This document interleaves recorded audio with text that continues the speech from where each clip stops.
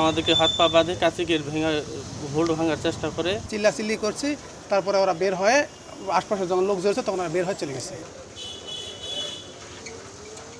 মঙ্গলবার ভোর ৩টার দিকে বগুড়ার শিবগঞ্জের সোনালী ব্যাংকে নিরাপত্তায় কাজ করছিলেন ২ আনসার সদস্য ও এক নিরাপত্তা প্রহরী। এ সময় ৪ থেকে ৫ জন মুখোশধারী ব্যাংকের নিচতলার কলাপসিবল ফটক কেটে ও দোতলার মেইন ফটকের তালা ভেঙে ভেতরে প্রবেশ করে। পরে অস্ত্রের মুখে আনসার সদস্য ও নিরাপত্তা প্রহরীকে জিম্মি করে ভোল্ট থেকে টাকা লুটের চেষ্টা করে। এ সময় তাদের হাত পা বেঁধে মুঠোফোন ও মানিব্যাগ ছিনিয়ে নেয় ডাকাত দল। পরে তাদের চিৎকারে স্থানীয়রা এগিয়ে এলে পালিয়ে যায় দুর্বৃত্তরা। 2টা গেট ভেঙে 4-5 জন ডাকাত ভিতরে ঢুকে আমাদেরকে হাত পা বাঁধে কাছে গিয়ে হোল্ড ভাঙার চেষ্টা করে।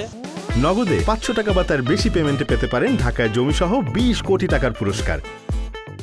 চিল্লাচিল্লি করছি, তারপরে ওরা বের হয়ে আশপাশে যখন লোক জড়ছে তখন ওরা বের হয়ে চলে গেছে। এ ঘটনায় ব্যাংক কর্তৃপক্ষ থানায় অভিযোগ করেছে, তবে এখনো কাউকে গ্রেফতার করতে পারেনি পুলিশ। এটা কিভাবে ঘটলো, কি বিষয় আছে এবং পরবর্তী যে করণীয় সেটা আমরা তদন্ত সাপেক্ষে ব্যবস্থা নেব।